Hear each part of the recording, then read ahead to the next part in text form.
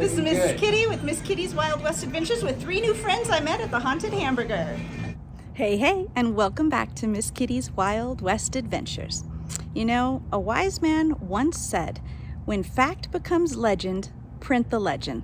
Well, in all the history of the U.S., that fact has never been more pervasive than in the Old West.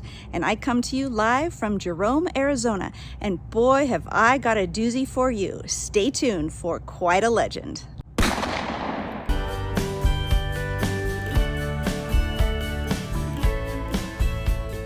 Welcome to Jerome, Arizona, a town with a history as rich as the copper ore that once flowed from its mines.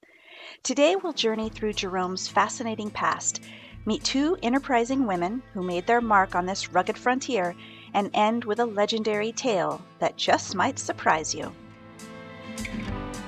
Jerome's story begins with the Native Americans who originally inhabited this land. However, they were relocated to Camp Verde Reservation to make way for settlers. In 1875, they were forced to move yet again to the San Carlos Reservation, opening up Camp Verde to the mining of high-grade copper ore. Jerome itself was named after Eugene Jerome, a wealthy financier who never actually set foot in the town. Interestingly, his cousin was Jenny Jerome, the mother of Winston Churchill. The first building in Jerome was a 2-story saloon and bordello, built right next to the town's water tank. It was owned by none other than Nora Butter Brown, a woman who knew how to capitalize on opportunity. By December of 1883, Jerome's smelter worked 24 hours a day, producing profits of $1,500 to $2,000 daily, a staggering sum at the time. Jerome quickly earned a reputation. By 1899, the San Francisco Examiner called it the wickedest town in America. Multiple fires ravaged the town between 1894 and 1899, but Jerome persisted, becoming the 4th largest town in Arizona by the end of the century. The last major building, the United Verde Hospital, was constructed in 1926, a symbol of the town's resilience. However, by 1953, the mining company Phelps Dodge closed its operations. After removing $800 million worth of copper, the population plummeted from 15,000 to just 50.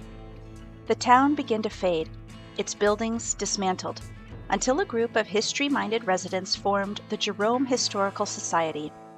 They saved Jerome from disappearing entirely, marking it as the world's largest ghost city. Jerome was shaped by many colorful characters, including 2 enterprising women.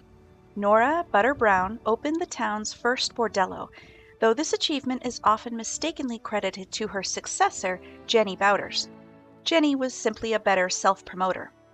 By the mid-1880s, Nora had retired to San Diego, only to be tragically killed by her opium-addicted husband in 1905. As for Jenny Bowders, she left Jerome in 1903 and met a similar fate, killed by her boyfriend Clement C. Lee, also in 1905. These 2 women were pioneers in their own right, each leaving a lasting impression on the town of Jerome. But Jerome isn't just about history, it's also about legends.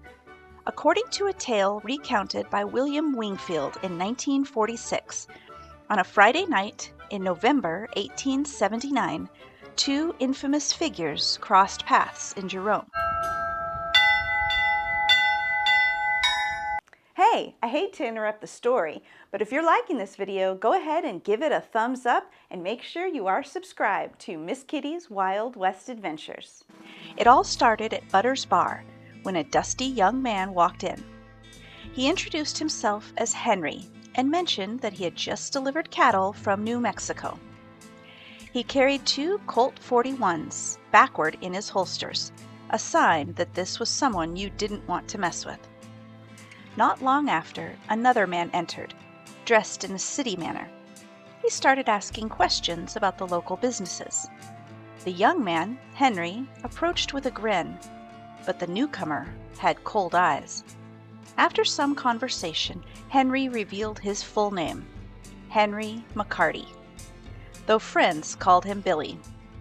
Who was the other man? Allegedly Wyatt Earp. A challenge was thrown. Who was faster with a gun, Billy or Wyatt? The tensions built. But before anything could happen, Bert Moss burst in, yelling about horses being stolen by the Apache. As Wyatt started to leave, Billy put a cocked Colt to his ear and stole Wyatt's gun.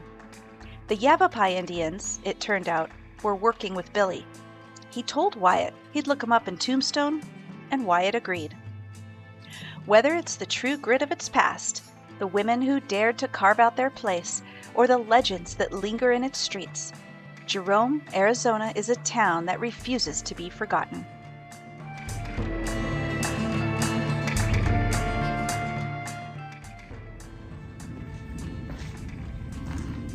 And there you have it, the legend of Billy the Kid allegedly challenging Wyatt Earp to a duel right here in Jerome, Arizona. Do you think this is a true story? Leave a comment down below. If you like this video, be sure to give it a thumbs up, hit the subscribe button, and ding the bell for notifications. In the meantime, I'll catch you on down the trail.